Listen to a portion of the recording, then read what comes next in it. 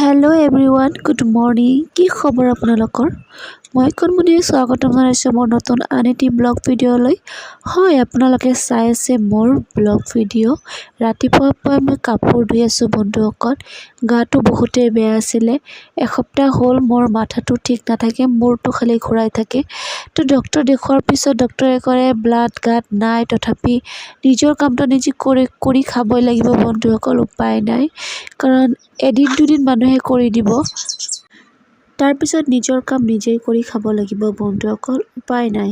এসপ্তাহৰ কাপোৰ বোজা হৈ গৈছিলে। আমি তিনিওটা মানুহ, আপোনালোকেতো জানেই, বাচ্চা থাকিলে কিমান কাপোৰ চাপোৰ নষ্ট হয়, আৰু নিজেওতো ঘৰত নাথাকোঁ, ইয়াত গৈ থকা হৈয়ে থাকে।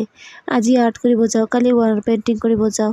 তো কাপোৰ কানি মোৰো লেতেৰা হয়, বাচ্চাবিলাকৰো লেতেৰা হয়, স্কুলত যায় সিহঁতে ৰেলি, সিহঁতৰ লেতেৰা হয়, হাজবেণ্ডৰো লেতেৰা হয়।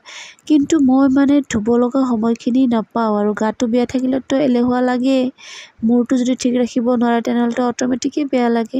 তথাপি মই কাম কৰি যাওঁ, উপায় নাই। নিজৰ কাম নিজে কৰি খাবই লাগিব। চিম্বাই ছাগলীৰে খেলাই আছে, গম পাইছেনে? দুটা ছাগলীৰ বাচ্চা। মই কাপোৰ ধুই থকাতে মায়ে ইফালে মোক মাতি আছে। মই ভাবিলোঁ মায়ে কিয় চিঞৰি আছে। আহি চাওঁ এই অৱস্থা। এটা ছাগলীৰ চাৰিটা বাচ্চা হৈছে, এটা পাঠা হৈছে, তিনিটা পাঠি। এয়া চাওক গাখীৰ খাবলৈ কেনেকুৱা লগাইছে। মই হাঁহি মৰিলোঁ। লাষ্টত ভিডিঅ' কৰিবলৈ বাধ্য হৈ গৈছোঁ, কাৰণ মোৰ বহুতেই ভাল লাগিছিলে। এটা ছাগলীৰ চাৰিটা বাচ্চা।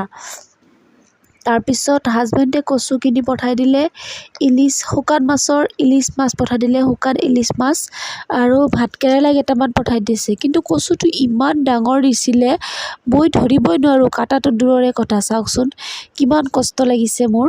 আৰু যোনে খেতি কৰিছে তেনেহ'লে সাৰটো দিছেই, কম সাৰ দিলেতো এই কচু ইমান ডাঙৰ নহয়েই। তো এয়া চাওক, মই কচু কাটি আছোঁ।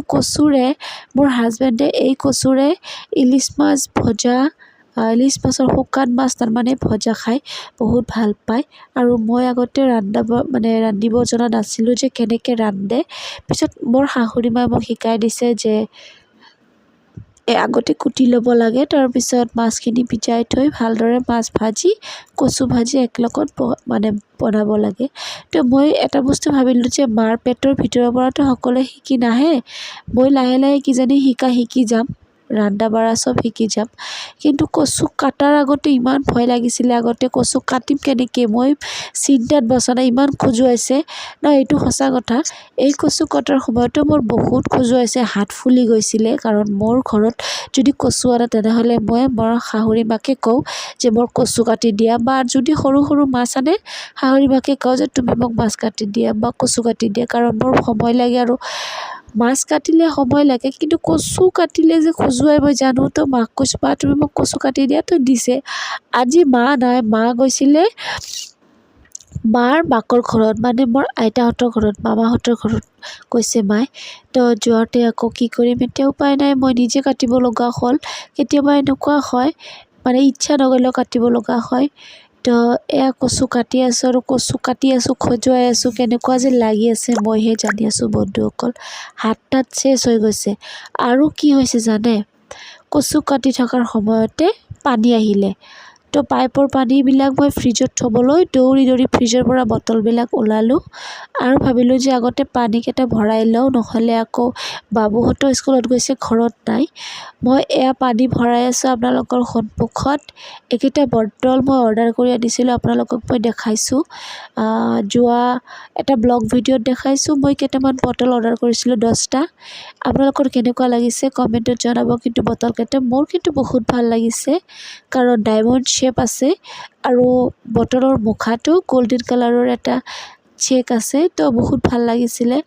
আৰু আজি পানী অহাৰ সময়ত মই এটা কথা মনে মনে ভাবি আছিলোঁ যে যদি এই পানীখিনি 2 টাইমকৈ আহিলে হয় তেনেহ'লে মোৰ বহুত ভাল হ'লে হয়। যেনেকৈ ৰাতিপুৱা যদি কাপোৰ চাপোৰ ধুব পাৰিলোঁ হয়, আৰু যদি সন্ধিয়া আহিলে হয় ৰান্ধা বাঢ়িৰ কাৰণে পানী ৰাখি থ'ব পাৰিলোঁ হয়।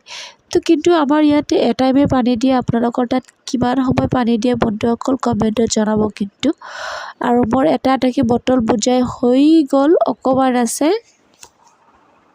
যিবিলাক বন্ধু বান্ধৱী মোৰ এই ভিডিঅ'টো চাই আছে মোৰ চেনেলটো ছাবস্ক্ৰাইব কৰিবলৈ নেপাহৰিব আৰু যিবিলাকে একেবাৰে নতুন হয় মোৰ চেনেলটো ছাবস্ক্ৰাইব কৰি থ'ব কাৰণ মোৰ ভিডিঅ'বিলাক আপোনালোকৰ তাত আগতে ন'টিফিকেশ্যন যাব।